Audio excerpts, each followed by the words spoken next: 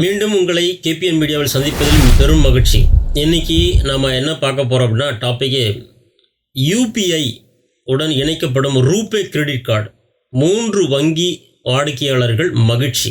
அது எந்தெந்த வங்கி அப்படிங்கிறத இந்த வீடியோவில் நம்ம டீட்டெயிலாக பார்ப்போம். சரிங்களா?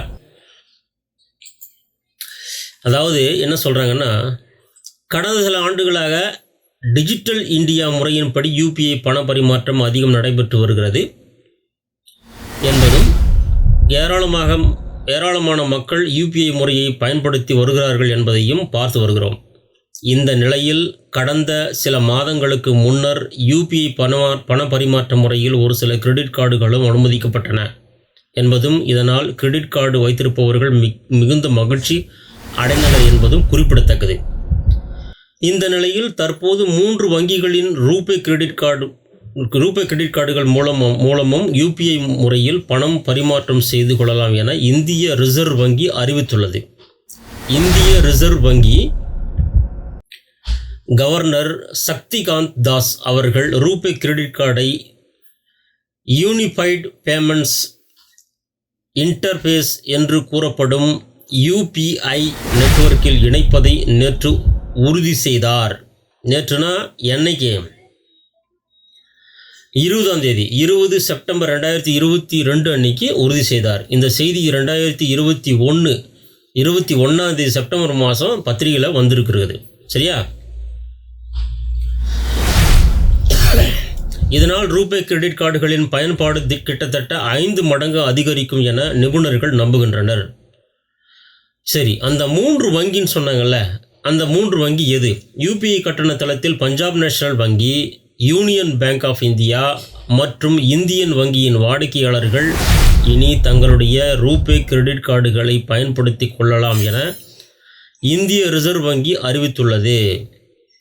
National payments corporation of India, Punjab national வங்கி, யூனியன் பேங்க் ஆஃப் இந்தியா மற்றும் இந்தியன் வங்கியின் வாடிக்கையாளர்கள் தங்கள் ரூபே கிரெடிட் கார்டுகளை UPI நெட்வொர்க்கில் பயன்படுத்த அனுமதிக்கப்பட்டிருப்பதால் மிகுந்த பயனடைவார்கள் என்று national payments corporation of India NPCI ஒரு அறிக்கையில் தெரிவித்துள்ளது.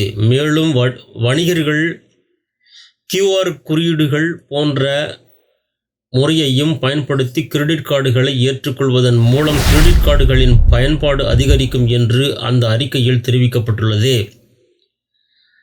அடேயப்பா, இதில் டிஜிட்டல் புரட்சி என்ன அப்படின்னா,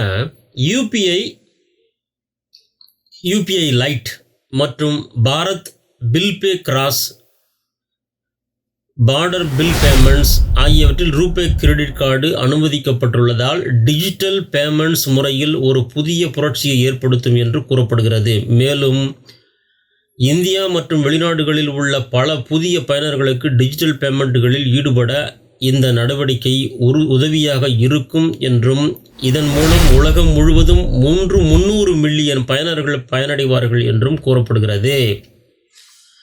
இதுதான் UPI பற்றின முக்கியமான தகவல்.